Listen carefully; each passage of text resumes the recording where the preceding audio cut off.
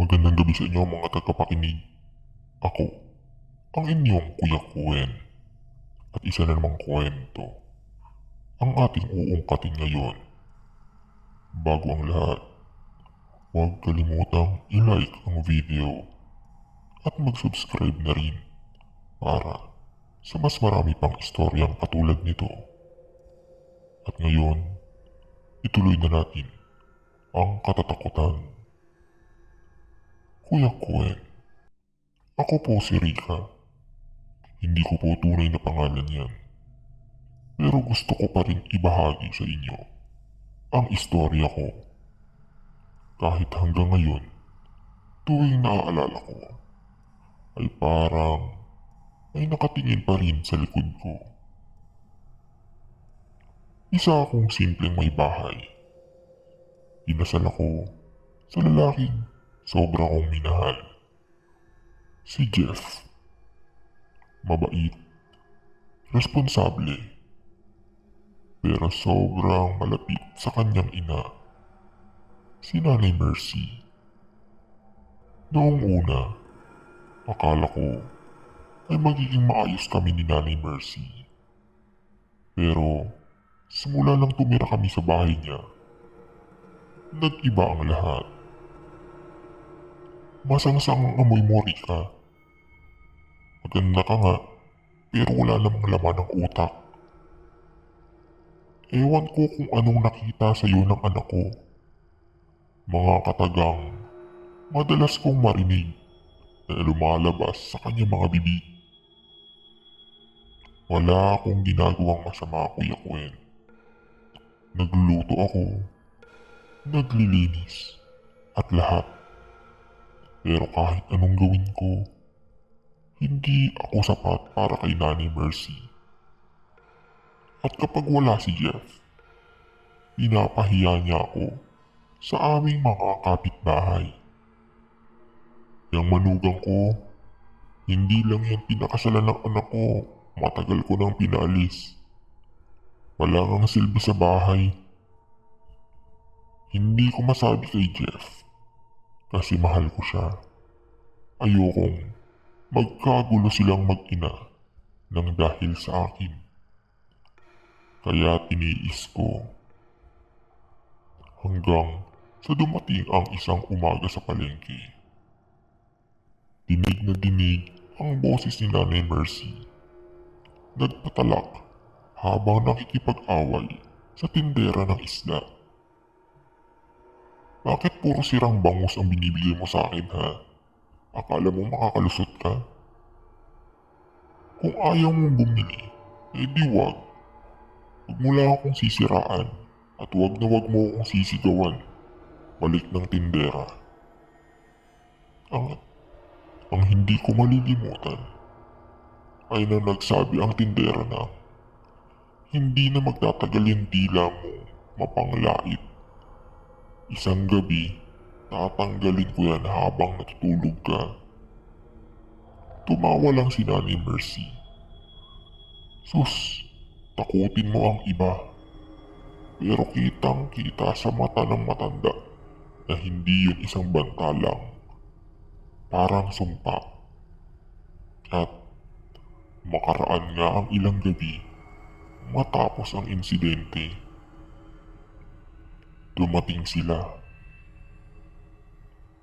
Nung gabing yon, habang tulog na si Jeff sa kwarto at si nanay ay nanonood ng TV sa sala, may kumalabog sa bubong. Sunod-sunod, parang may naglalakad.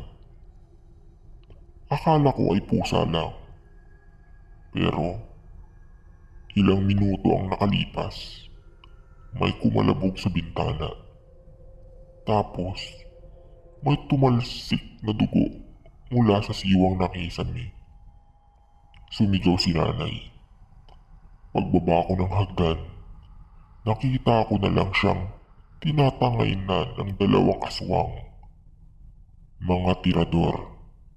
Mga mababang uri ng aswang. Pero madami at masahol sa gutom. Wala silang mukha.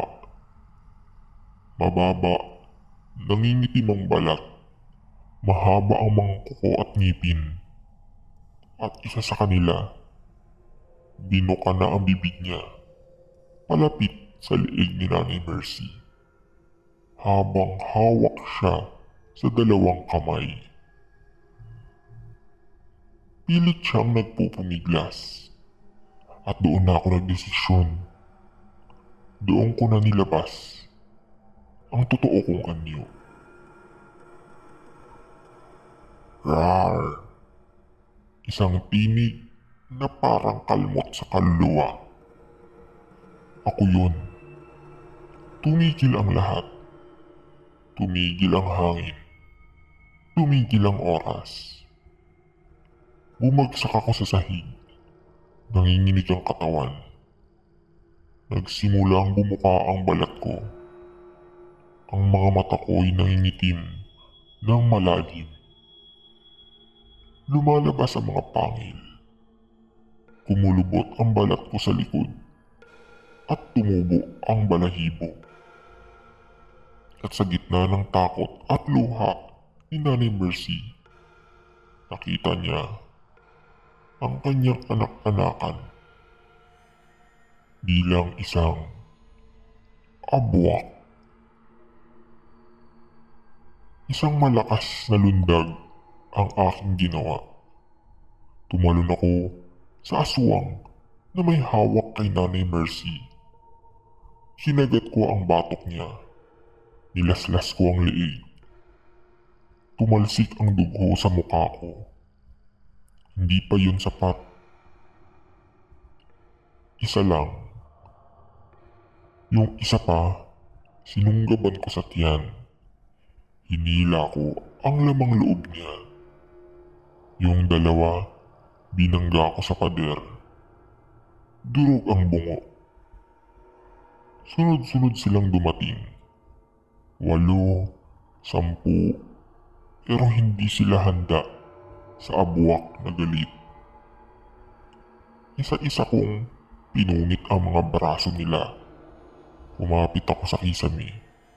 Bumagsak ang tatlo. Sabay-sabay kong pinutol ang leeg nila.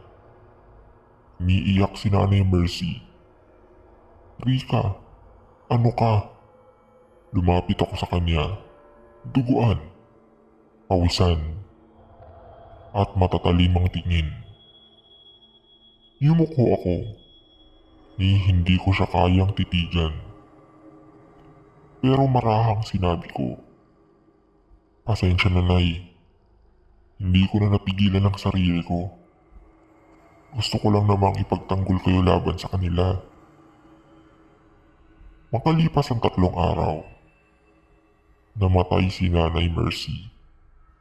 Hindi dahil sa sugat, hindi dahil sa galos, kundi dahil sa takot. Hindi na siya nagsasalita. Hindi na siya kumakain. Nung huling gabi, tinitigan lang niya ako habang naghahain ako ng pagkain. "Salamat, Rika," huling sabi niya. At paglingon ko muli sa kanya, wala na siya. At ngayon, tuwing umaalis ang aking asawa, ay mag-isa na ako sa bahay. Tahimik, walang nanlalait. Pero gabi-gabi, naririnig ko pa rin ang boses niya. "Rika, anak, patawad." Hindi ko alam kung totoo o guni-guni ko lamang. Hindi ko alam kung may galit pa siya o kung doon lang niya ako minahal nung nakita niya ang totoo kong anyo. Mga tagapakinig, minsan ang taong inaapi, pagtuluyan ang sumuko, ay hindi na tayo tutulungan.